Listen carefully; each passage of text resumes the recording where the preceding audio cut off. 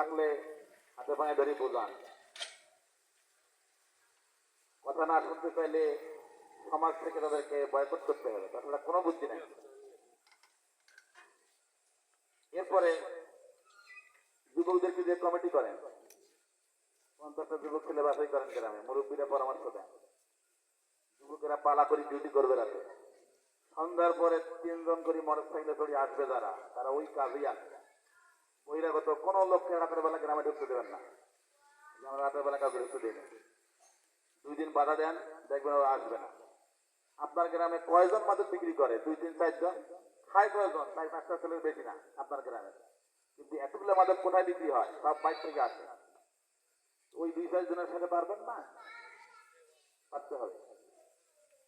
তা না হলে আপনার ঘরও পুরে ছারখার হবে, 2 দিন পরে দেখা যাবে। এই জন্য নিজেদের সেফটির জন্য এটা আপনাদেরকে করতে হবে।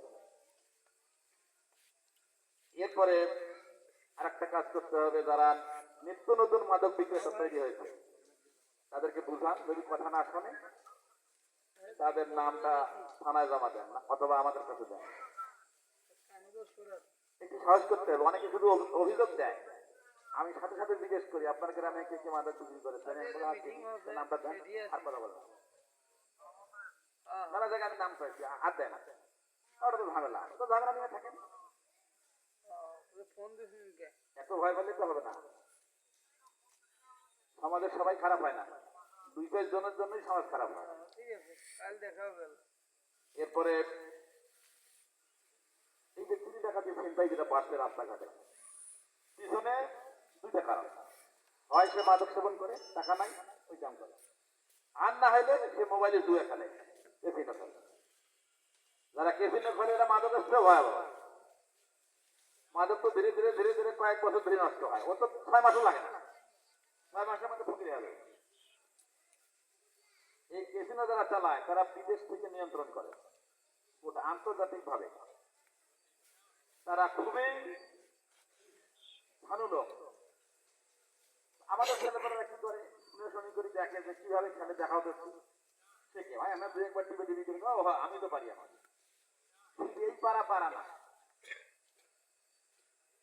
যখন সে তার মোবাইল দিয়ে খেলা শুরু করে, ধরেন 500 টাকা দিয়ে খেলা শুরু করলো, যারা এটা চালায় তারা তখন দেখে যে এই নাম্বারটা নতুন, এই যে মোবাইল থেকে খেলতেছে এই নাম্বারটা আমাদের কাছে নতুন, আজকেই প্রথম।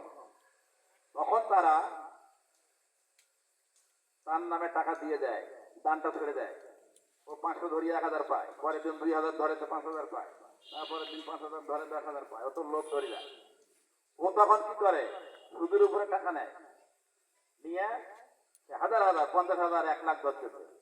তখন ওরা টান দেওয়া শুরু করে, বাস আপনাকে 3-4 মাসে ফকির বানিয়ে দেবে। আর এই লোভে পড়িয়া সুদের উপরে লোন নিচ্ছে, যেখানে সেখানে লোন পাওয়া যায় সুদের উপরে। এগুলো মাসিক লোন, এগুলো সাপ্তাহিক, এগুলো দৈনিক। এগুলো 10 টাকা দেওয়া আজব দুনিয়া। তার কাছ থেকে লোন নিচ্ছে, তারপরে যখন দেখা গেল হুহু করে 20-25 লাখ 30 লাখ লোন হয়ে গেছে, তখন আর সে কথা বলে না, বাড়ির কারোর সাথে কথা বলে না, শুধু মেজাজ, ঠিক মতো খায় না, ঠিক মতো ঘুমায় না।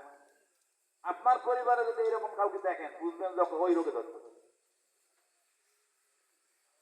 এগুলো আপনাকে খেয়াল করতে হবে। আর আপনার সন্তান কোথায় যায়, কয়টার সময় যায়, কার সাথে মেশে, বন্ধু বান্ধব গুলো কিরকম, যাচাই করতে হবে। বন্ধু যদি খারাপ হয়, আপনার ছেলেও খারাপ হয়। 2 দিন আগে আর পারে, এই জন্য খেয়াল রাখতে হবে। তারপরে কত রাইতে বাড়িতে ফেরে, রাইতে শুটিয়ে মোবাইল টিপে না ঘুম পাড়ে, ওটা খেয়াল করতে হবে। রাত মোবাইল টিপিয়ে ভোরবেলা আজানের সময় ঘুমায়, বেলা 12টায় ওঠে, ওই লক্ষণ ভালো না। অত রাত থেকে যারা মোবাইল টিপে তারা কি ভালো কিছু করে বলেন?